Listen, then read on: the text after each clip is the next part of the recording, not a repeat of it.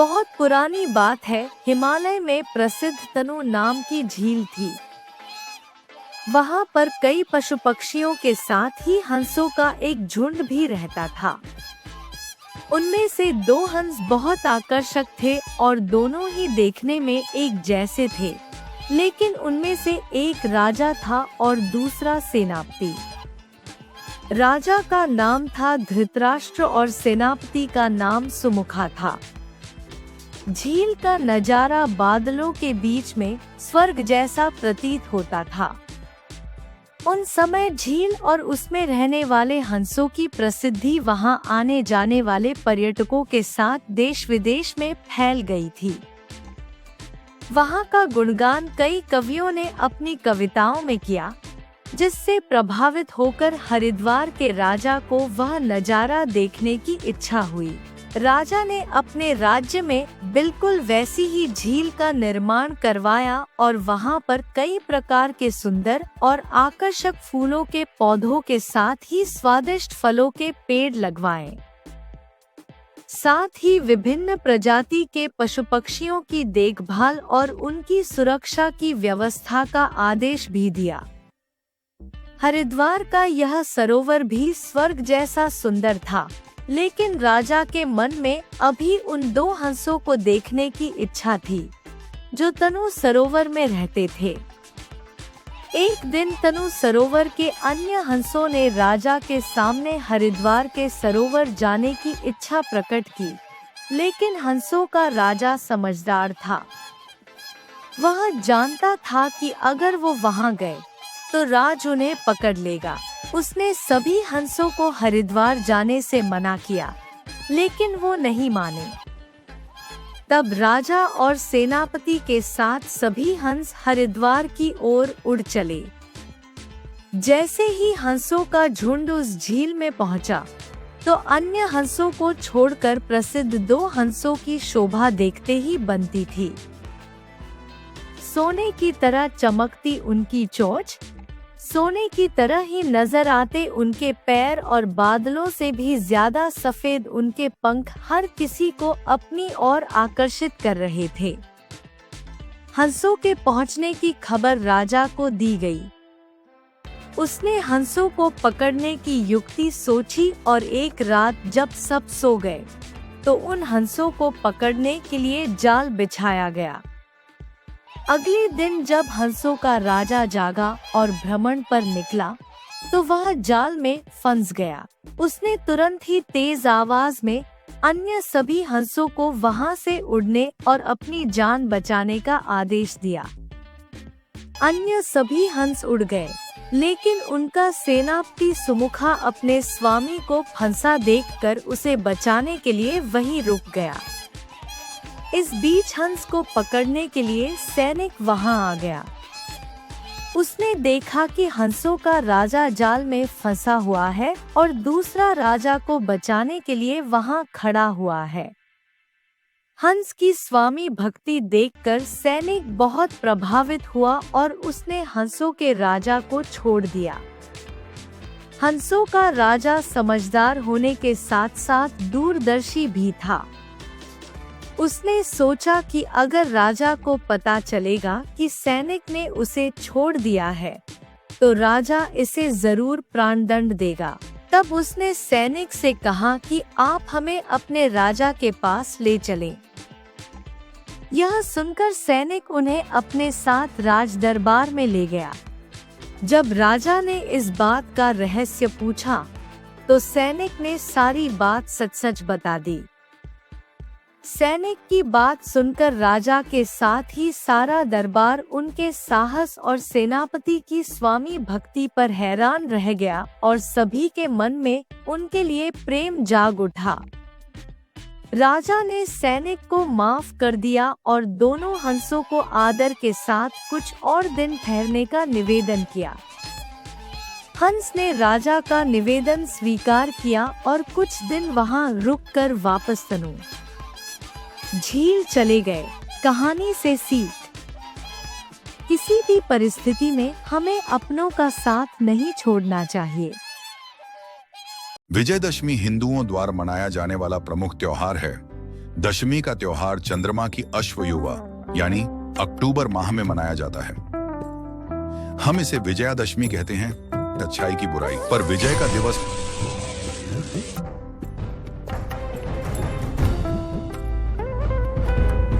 बहुत समय पहले एक राक्षस था जिसका नाम महिषासुर था। इसका मतलब जंगली भैंसा होता है। बलवान होने के साथ उसकी तीनों लोकों पर राज्य करने की इच्छा थी।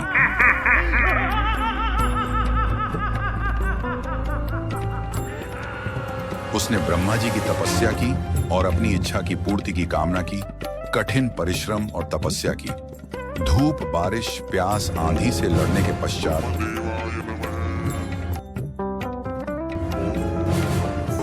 ब्रह्मा जी आ गए और उन्होंने ब्रह्मा जी से वरदान मांग लिया कि उसे कोई मार नहीं सके, कोई हरा नहीं सके।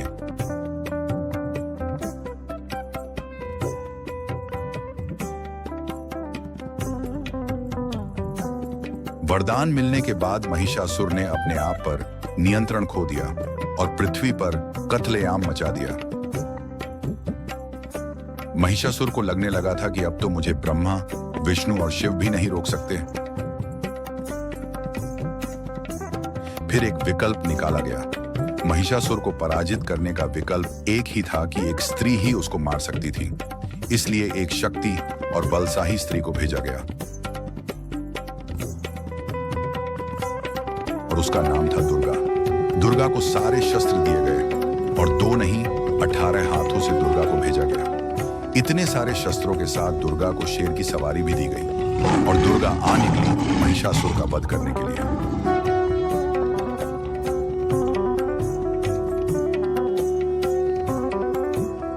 महिषासुर अपनी तैयारी में सक्षम था और दुर्गा पर सैकड़ों की सेना से युद्ध किया और स्वयं ने दुर्गा से कभी शेर के रूप में, कभी हाथी के रूप में लड़ाई की और कभी जंगली भैंसा का रूप धारण किया। परंतु दुर्गा ने उसकी सेना को काट के रख दिया। 9 दिन की लड़ाई के बाद दुर्गा ने महिषासुर का वध किया।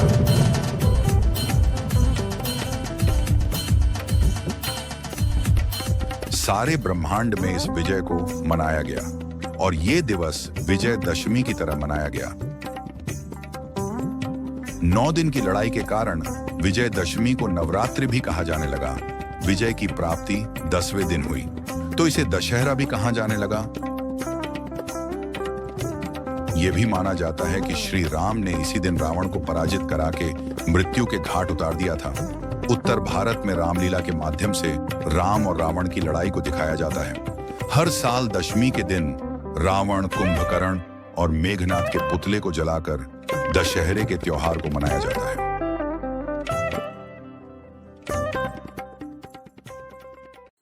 मीरा और पवन जो एक छोटे से गांव में रहते थे, उनकी दोस्ती के किस्से पूरे गांव में फैले हुए थे। वे रोज एक साथ खेलते, स्कूल जाते, वे हमेशा एक दूसरे के साथ ही रहते थे। गांव के सभी लोग उन्हें बहुत पसंद करते थे। एक बार गांव में बहुत बड़ी समस्या आ गई। गांव में बारिश न होने से सूखा पड़ गया था, जिससे नदियों का पानी सूख गया था। फसल नष्ट हो गई थी, जिसके चलते गांव के लोग बहुत परेशान थे। यह सब देखकर गांव के लोग घबरा गए। किसी को कुछ समझ नहीं आ रहा था कि इस प्राकृतिक आपदा से कैसे सामना किया जाए। मीरा और पवन भी इस हालात से परेशान थे। उन दोनों के मन में सवाल था कि वे अपने शहर के लोगों की मदद कैसे कर सकते हैं। उन दोनों ने फैसला किया कि वे अपने शहर के लोगों की मदद करेंगे, क्योंकि एकता में बहुत ताकत होती है जो हर मुश्किल का सामना कर सकती है। मीना और पवन ने इस समस्या को हल करने के लिए सभी शहरवासियों को इकट्ठा किया और कहा, हम सब मिलकर एक कुआं का निर्माण करेंगे जिससे पानी की समस्या का समाधान हो सके। इसके बाद सभी ने मिलकर कुएं की खुदाई शुरू कर दी। कुछ ही दिनों में कुएं का निर्माण हो गया। कुएं के निर्माण से पानी की समस्या का समाधान हो गया। इसी के साथ में एक दिन आसमान में बादल बनने लगे और कुछ ही समय में बारिश होने लगी, जिससे सभी शहरवासी बहुत खुश हुए। बहुत समय पहले की बात है, एक जंगल में एक लोमड़ी रहती थी। वह बहुत होशियार थी, जो जंगल में घूमती रहती थी और सभी जानवरों की मदद करती थी। वह बहुत ईमानदार और दयालु थी। एक दिन जंगल में एक खूंखार और क्रूर शेर आया। वह जंगल में सभी जानवरों को डरा कर रखता था। एक दिन जंगल में अचानक अत्यंत शोर शराबा मच गया, तो सभी जानवर चिंतित हो गए। जंगली शेर जानवरों को डराने आया था। शेर की धार सुनकर सभी जानवर अपने घरों में छुप गए। साथ में लोमड़ी ने भी शेर की धार सुनी और वह भी डर के मारे अपने घर के अंदर छुप गई।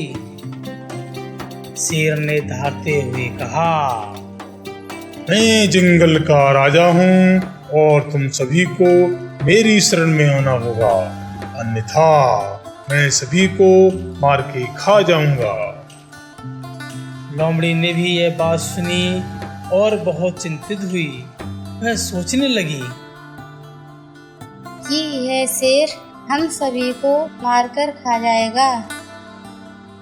लोमड़ी ने जंगल के सभी जानवरों को इकट्ठा किया और शेर को हराने की और उससे छुटकारा पाने की योजना पर कार्य करना शुरू किया और सभी ने शेर को हराने का फैसला किया।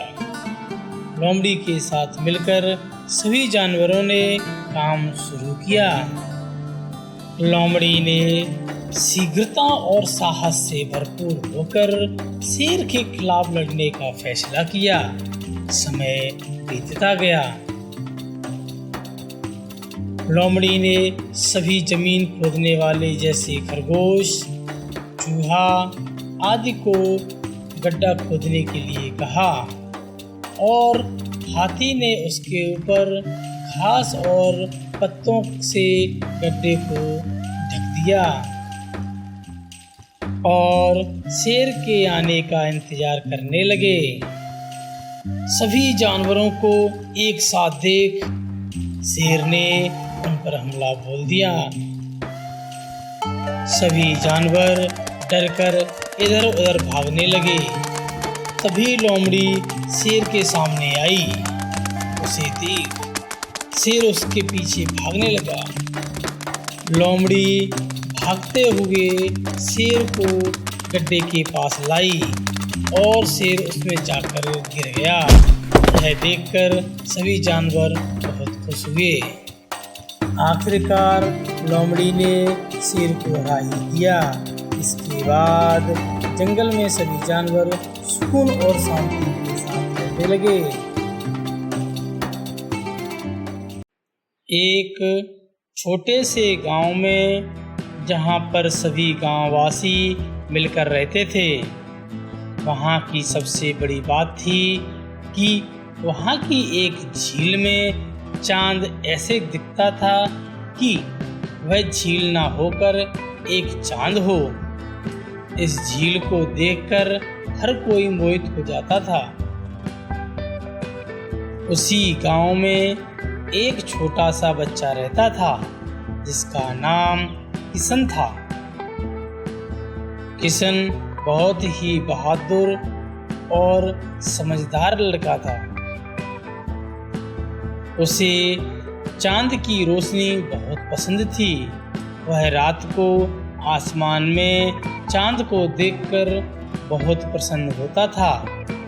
एक दिन वह चांद की खोज में घर से बाहर निकला और झील की ओर चल दिया।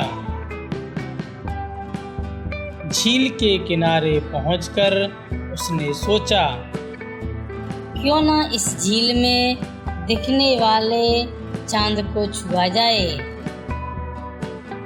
जब वह झील में चांद को छूने की कोशिश करने लगा, लेकिन कुछ नहीं हुआ। झील के पानी में चांद सिर्फ उसकी छाया थी। वह बार बार कोशिश करता रहा, लेकिन चांद की रोशनी और चांद को पकड़ने में नाकामयाब रहा। फिर वह उदास होकर वहां से चला गया। अगले दिन इस घटना के बारे में उसने अपने एक शिक्षक को बताया। शिक्षक ने किशन को समझाया कि चांद और उसकी रोशनी को छू पाना असंभव है, क्योंकि चांद हमारी पृथ्वी से हजारों मील दूर है और इस झील में उसकी परछाई दिखाई देती है, जिसे पकड़ पाना असंभव है। किशन के शिक्षक ने ये भी कहा, हमें अपनी खुशियों को पाने के लिए अपनी मेहनत को सही जगह लगाना चाहिए। किशन ने अपने शिक्षक की बात मानी और मन लगाकर पढ़ाई करने लगा। उसने सोचा, यदि मैं मन लगाकर पढ़ाई करूंगा तो भविष्य में अंतरिक्ष में जाकर चांद को छूने का मौका मिल सकता है। बहुत समय पहले की बात है। आसमान में बहुत सारे छोटे बड़े रंग बिरंगे तारे चमक रहे थे। प्रत्येक तारा अपने आप में खास था, किंतु इन सब में एक तारा था जिसका नाम ध्रुव था। ध्रुव तारा सभी के दिलों में राज करता था, क्योंकि वह हंसमुख स्वभाव का था। ध्रुव तारे को कहानियां सुनाने का बहुत शौक था। वह सभी तारों को इकट्ठा करता और उन्हें कहानियां सुनाया करता था। एक दिन एक छोटा सा तारा जिसका नाम तनु था उस सभा में आया। वह अकेला चमकता था। ध्रुव तारे ने तनु तारे को समझाया कि एक दूसरे के साथ मिलकर ज़्यादा महत्वपूर्ण कार्य कर सकते हैं, जिससे हमारी चमक बढ़ेगी। हमारी चमक ही दूसरों को प्रेरित करती है और कठिनाई से हमें लड़ने का हौसला देती है। एक दिन बहुत ही भयानक तूफान और आंधी आया, जिससे सभी तारे डर के मारे बादलों के पीछे छिप गए, जिसके कारण आसमान में एक भी तारा नजर नहीं आ रहा था। तभी ध्रुव तारे ने सभी को एक साथ मिलकर आंधी और तूफान से लड़ने की सलाह दी। तनु तारे ने भी ध्रुव तारे की बात मानी और दूसरे तारों के साथ मिलकर आंधी तूफान का सामना किया। उन्होंने मिलकर अपनी चमक को बढ़ाया और आंधी तूफान को दूर भगाया। जब आंधी और तूफान बंद हो गया तो आसमान में सभी तारे फिर से चमकने लगे। इस बार तनु तारे की चमक भी अन्य तारों के साथ मिली हुई थी।